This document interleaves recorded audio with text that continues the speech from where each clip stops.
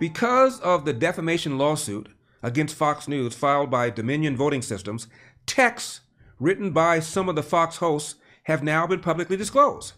Perhaps getting the most attention are texts written by Tucker Carlson in which he shows his private feelings with his then producer about Trump, at which, at least based on the text, is not good, versus his support for Trump on air. Here's what the New York Times said in a headline called, "5 times Tucker Carlson privately reviled Trump. I hate him." The Fox host's private comments revealed recently in court documents contrast sharply with his support of conservatives on his show. That's the headline. The New York Times article wrote, and I'm quoting them, "Regardless of the outcome of the case, which is scheduled to go to trial in April, one host in particular, Tucker Carlson, appears to have a tricky road to navigate with his audience. In his private messages, Mr. Carlson, who generally provides strong support of Republicans on air, repeatedly showed contempt for Mr. Trump and some of his closest aides. Mr. Carlson's texts with members of his staff 2 months after the 2020 election and 2 days before the insurrection," again, I'm quoting the New York Times, "at the Capitol building were about looking forward to not having to cover Mr. Trump. After the riot at the Capitol on January 6th, Mr. Carlson's texts with Mr. Alex Pfeiffer, Carlson's ex-producer, were about Trump's culpability in the insurrection and how to deal with viewers who still support him," end of quote. It's a lot of insurrection, isn't it?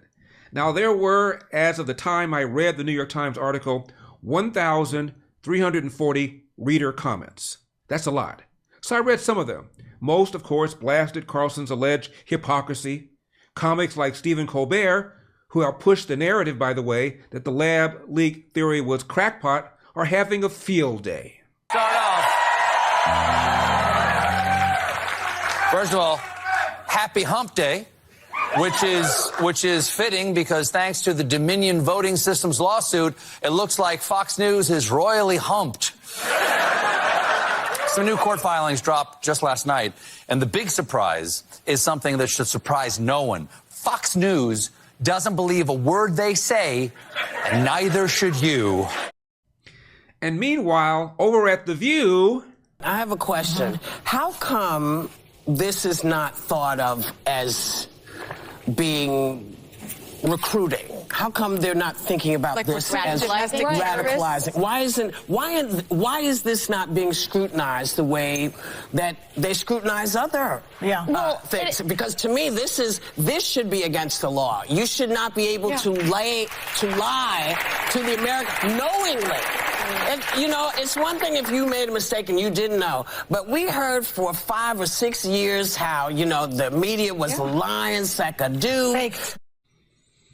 Now, there was one reader comment in the New York Times piece that I think was actually spot on. Interestingly, it was written by someone in Australia. And here's what this person said. Quote, "Tucker is a conservative, has sympathy for Trump voters, is concerned about the hypocrisy and dishonesty of the liberal establishment and media, and happens to dislike Trump personally. There is nothing inconsistent there, nothing inconsistent with that in the article. And this is all quite consistent with Tucker's TV show. No lies, no dishonesty. He doesn't like Trump. That is not a surprise. Many Trump voters dislike Trump. I dislike Trump. But the alternative is destroying the U.S. and the West generally," end of quote. Now, I do not dislike Trump. Thought he was a great president and has a record of achievement that he can and will run on. But do you really think the hosts at CNN and MSNBC Hee-Haw don't hold their nose when they either defend Biden or ignore the blatantly idiotic and harmful things he's done and is doing? Biden, for example, is in clear mental and physical decline. But hey, to the left, he's better than Trump. Biden has reversed the Trump border and immigration policies, allowed 5 million illegal aliens to enter the country, as well as enough fentanyl to kill every man, woman, and child in America many times over. You don't think Don Lemon, Van Jones, Joy Reid, and Jake Tapper privately have an issue with this? If so, have they expressed it publicly? Do you really think hosts on these networks don't cringe when Joe Biden repeatedly lies about his non-existent civil rights record? When he lies and says he tries to visit Nelson Mandela during apartheid South Africa? When he lies and says his son Bo died in Iraq? When he says you ain't really black if you don't know whether you want to support me or Trump? You don't think they privately cross their fingers when they go to work hoping Kamala Harris doesn't say something stupid today? And how do you think they really feel about Joe Biden's precipitous pullout of Afghanistan? You don't think these hosts privately feel that it encouraged Putin to invade Ukraine and has encouraged aggressive action by the Chinese and by the Ayatollahs of Iran? How do you think they really feel about the Hunter Biden laptop and 10% to the big guy? Do you really think they hold Biden blameless for 40-year highs in inflation, a doubling of gasoline prices, paying people not to work so that the labor force participation rate hit lows not seen in decades? What, cat got your tongue? Do you really think if Melania Trump referred to herself as Dr. Trump, the way Jill Biden calls herself Dr. Biden, that these Trump-hating hosts would not have brutally ridiculed her on air? Do you think that Jake Tapper is comfortable the way the Biden administration and the Democrats attribute inequality to systemic racism, the way Biden, Harris, Mayor Pete, and Democrats repeatedly claim? What do you think their private reaction is when Secretary of Homeland Security Mayorkas says the borders are secure? How many CNN and MSNBC hosts went to the bathroom when he says this and upchucked? None of these hosts privately have a problem with student loan debt forgiveness and the debt of college and grad students who make or soon will make an average income higher than that of those responsible for shouldering the burden of the student debt forgiveness? Seriously, how many publicly criticize student loan debt forgiveness in contrast with their private feelings about it? Got a question for you. Are you concerned with stock market volatility? Markets closing in on their worst year since the financial crisis. Since 2020, the Dow closed down more than 1,100 points. Financial markets had their worst day since the start of the pandemic.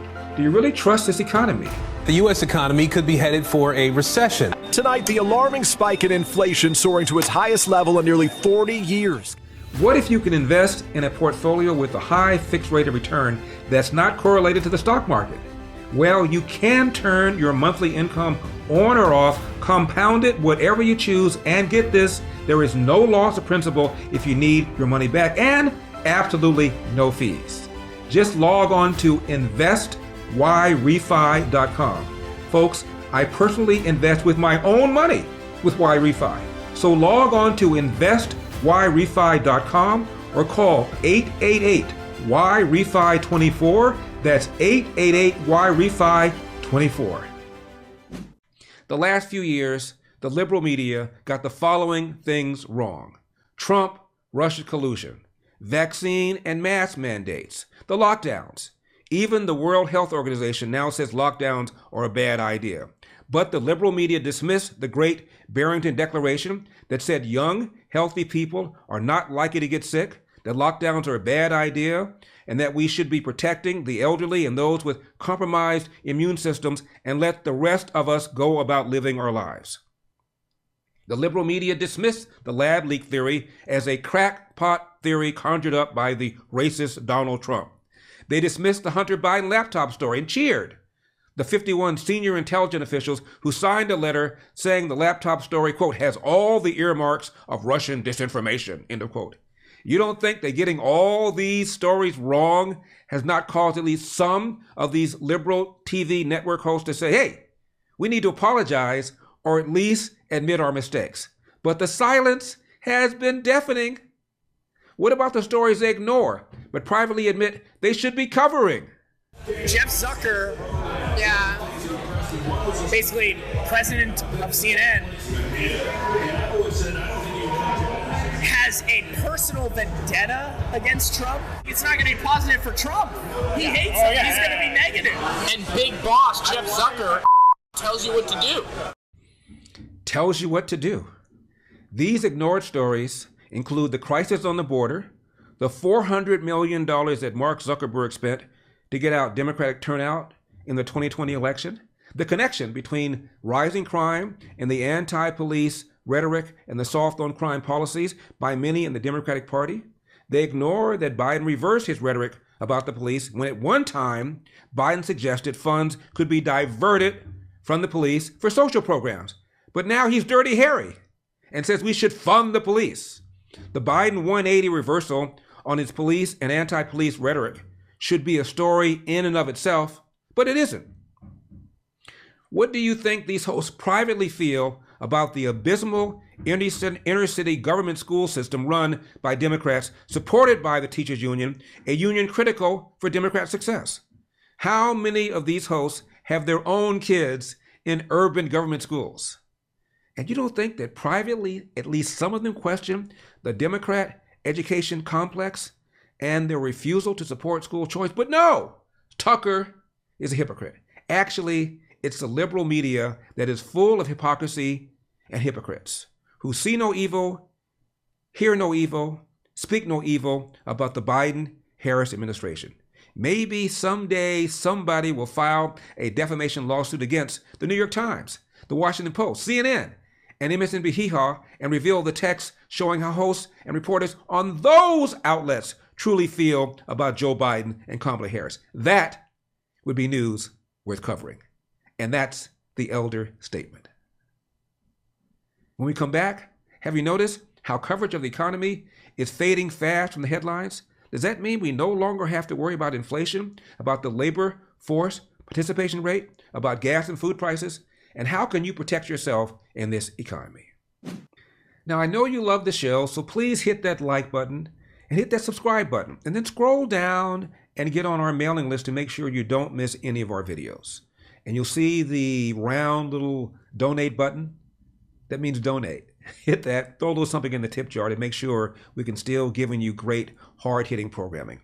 Finally, LarryWithEpoch.com, E-P-O-C-H, LarryWithEpoch.com. I'm Larry Elder, and this has been The Larry Elder Show with Epoch Times. We've got a country to save. I'll see you next time.